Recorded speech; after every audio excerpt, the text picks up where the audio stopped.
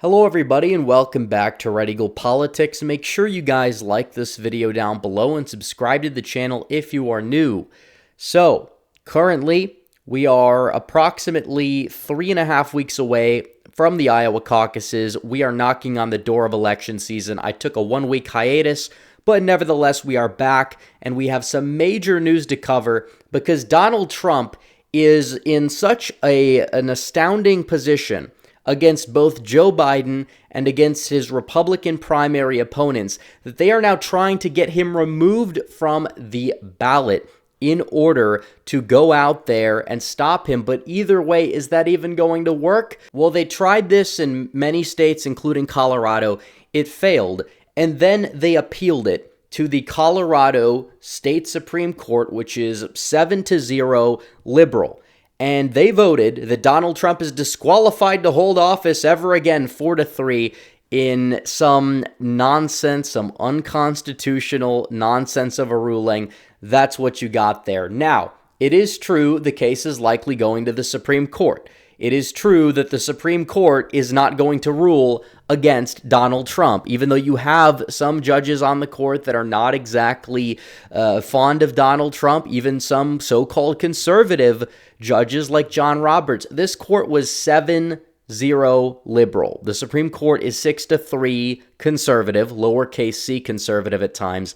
They are more than likely going to rule in his favor. Now, keep in mind, this is just for the Republican primary in Colorado, not necessarily the general. If it does hold up for the general, though, still, Trump isn't probably going to win Colorado, so it's not likely going to make that much of a difference. But it's absolutely ridiculous, the lengths that they go to stop this guy.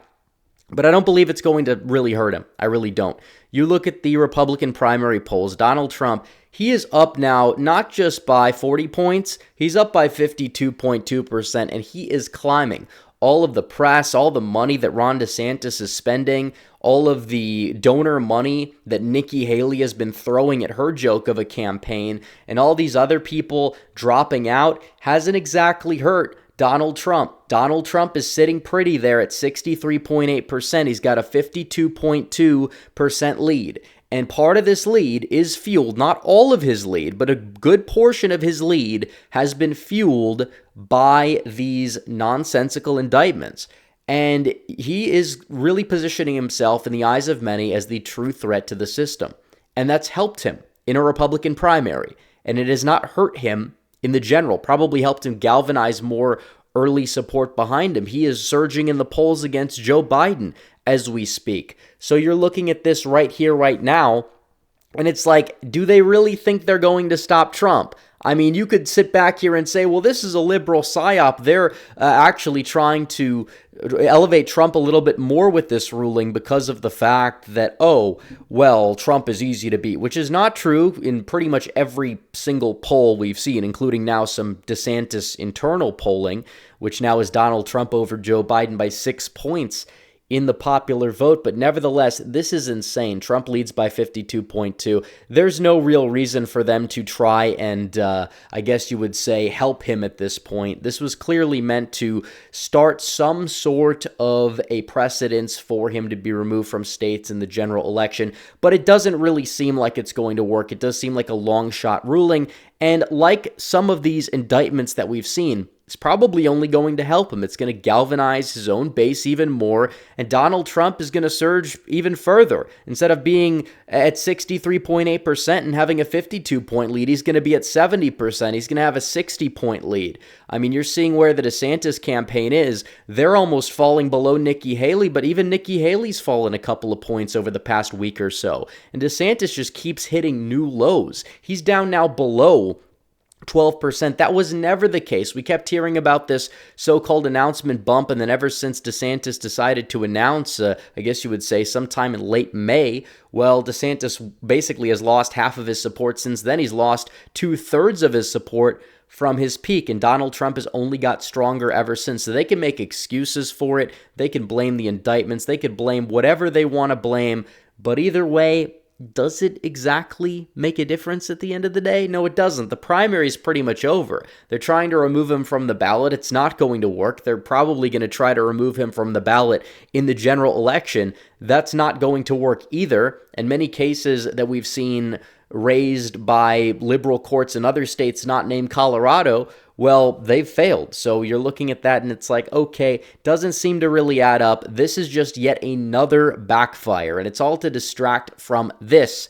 They're going to try to do anything they can do to lower Trump's image because they can't beat him. They can't beat him on any of the issues.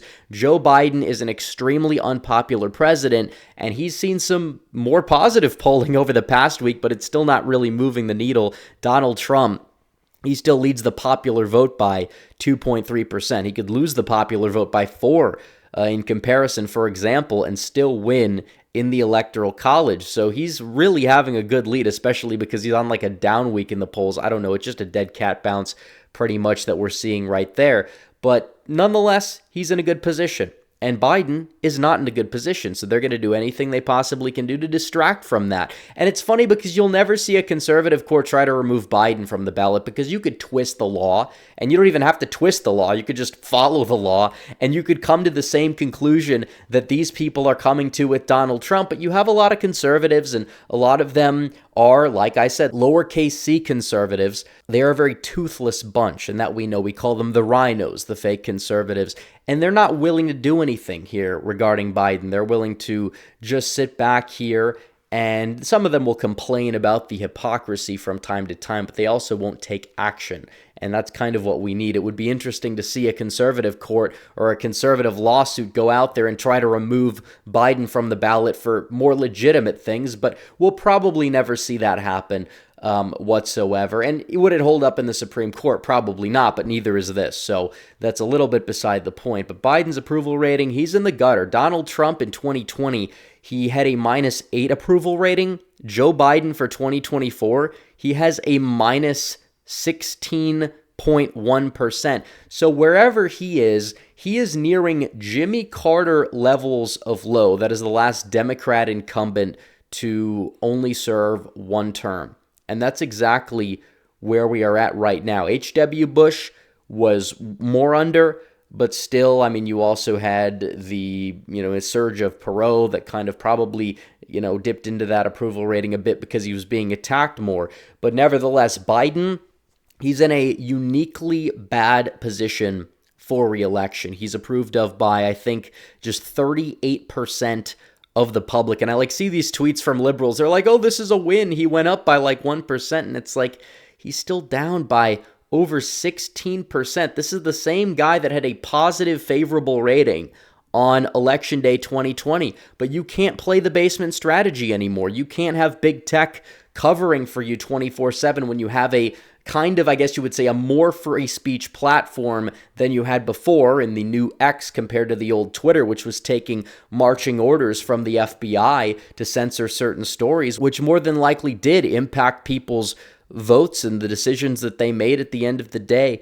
But either way, Biden is not a strong candidate. And Donald Trump, his approval rating, he hasn't really gone down. His favorable rating's been pretty constant. It's not the highest. He is a polarizing figure, but a lot of people that may not like him personally understand that his presidency went far better than Joe Biden's. Biden's a weaker candidate than he was in 2020. His numbers are worse than Hillary Clinton's numbers were in 2016, and he doesn't really have the positives of her political acumen. I despise her. We can pretty much all agree at this point she's one of the most evil people in politics, even though she's kind of faded away in recent years.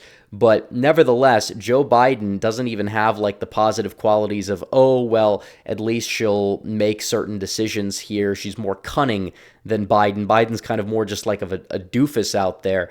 And as a result, he is struggling big time, and he's not going to really be able to climb his way out compared to a lot of other people in politics if they have approval ratings that are super low. So like I said, the basement strategy helped him. And you can't really have that strategy when you are president because you actually have a record. So what is the strategy now? Oh, have your goons try and kick people off the ballot that are your political opponents. So much for democracy, by the way. Anytime Joe Biden goes out there now and lectures people about Trump is a danger to democracy, it's like that's out the window. You don't exactly get to have that upper hand anymore. It's completely out the window. So as a result, it's making Trump stronger. He's going out there, and he's probably now going to win Iowa, not by 30, but he's probably going to win it by closer to 40.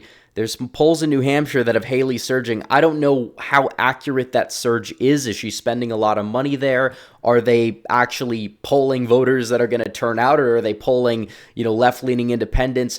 I don't exactly know what the case is for New Hampshire, but either way, Trump's going to win New Hampshire. He's going to win South Carolina big. He's going to win the Super Tuesday states by even more. The primary's over. It's over early. We can start to unite the party, which is a good thing. And Biden, even though his primary is also basically over, he's going to really struggle with his own base in terms of turnout, and that's really going to hurt him. So like I said, this is what he's trying to do. The long shot strategy, it's not going to work. It's going to get thrown out by SCOTUS, the Supreme Court, and it's only going to make Trump appear stronger at the end of the day. So anyways, guys, thanks for watching this video. Like this video down below, comment down below, subscribe to the channel, hit the bell for notifications so you never miss another video. Follow me on social media. The links are all in the description down below, and I will see you guys in the next one. Red Eagle, out.